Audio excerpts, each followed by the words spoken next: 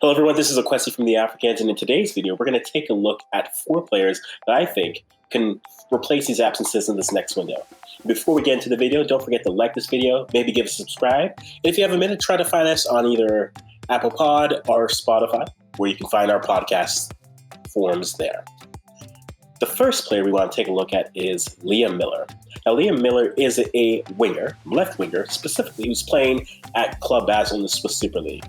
Now, for those of you who are unfamiliar, he has started off his career playing in the Liverpool Academy up until 2020, where he was playing with their U teams, 18, 19, U23. He was able to make a senior debut in the FA Cup against Shrewsbury Town. Shrewsbury, it was terrible. Now, Miller spent time in the national program as early as last year, 2021, where he was present for the first round of World Cup qualifiers, scoring an assist against Bermuda.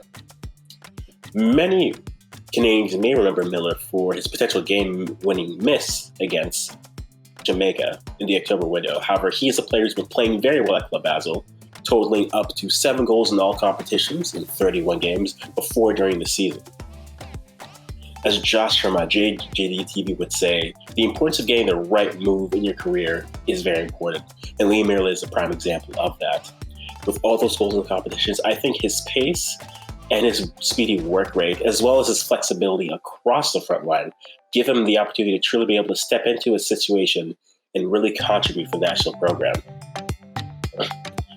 Speaking of making the right move, let's talk about the second player, Theo Corbianu. No one's told me which one it is. I'm sure someone in the comments is going to tell me, well, in this interview, he says it this way. And I thank you for that right now. But we're going to go with Corbianu. Actually, we're going to go with Corbiano. I've changed my mind. Theo Corbiano of Wolves. He is part of the Wolves program, but is on loan from Sheffield Wednesday and now is at Milton Keynes Dons.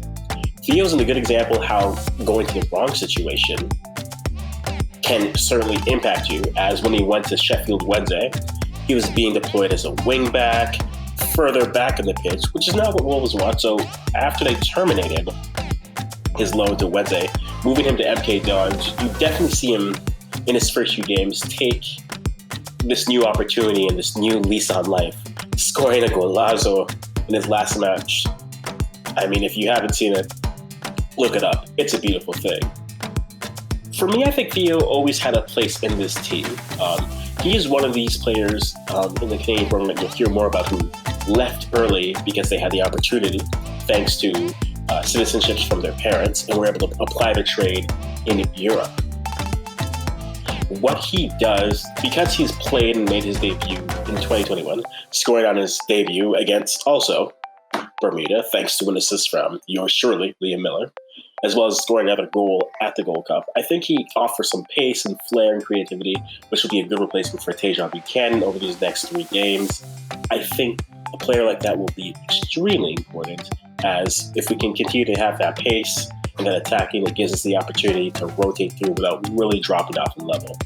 No one quite has Alphonso Davies' pace, but we still have that speed that can really keep wingbacks and midfielders a little bit honest at moving up. An honourable mention I want to bring up is Charles Andreas Brim. Brim is a player who I've included on this list, mainly because he's been featuring a little bit more as a winger at Eindhoven in the Dutch second league. And I think he was brought up in the October window. And the key thing with the October window is a lot of people were wondering why he was brought up. But I think how his current form, especially the fact that he is flexible across the front line, I think that allows them to really be a little bit creative with how they want to play.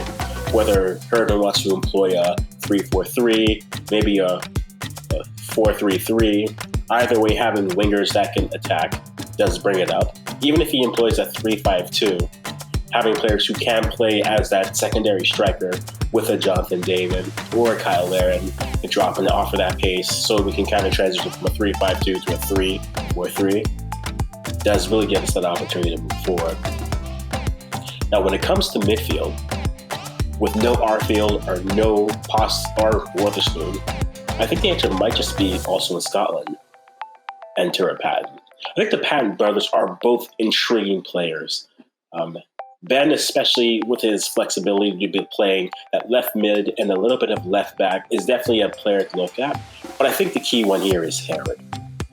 Harry Patton, if not for a quick bout with COVID at the camp, would have had his Canadians' first cap at the Gold Cup. And though he's been up and down this year in the Scottish season, I think he's a player that the program has been high on and will try to bring him in to be part of it. I think him and his brother definitely do have a future within this program, but I think at a young age of 23, he definitely does have that opportunity to come through. The second player is Canada-eligible player Stefan Mitchemich. Not the other Stefan Mitchemich, the one that can represent Canada. Though he was born outside Canada, he spent most of his youth in Canada before leaving, similar to other players like Theo as well, and another player that I'll mention quickly, Lucas Diaz.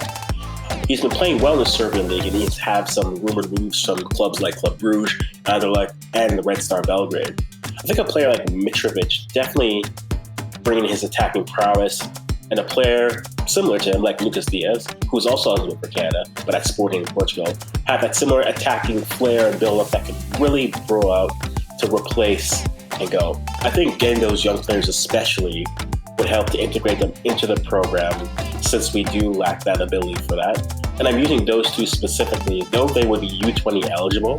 I think at this point they are definitely ready for national team. So there you have it. We have Liam Miller, Theo Corbianu, with a honourable mention to Charles Andreas Brim as wingers. And in the midfield, Harry Patton and Stefan Mitchemich with an honourable mention to Lucas Diaz.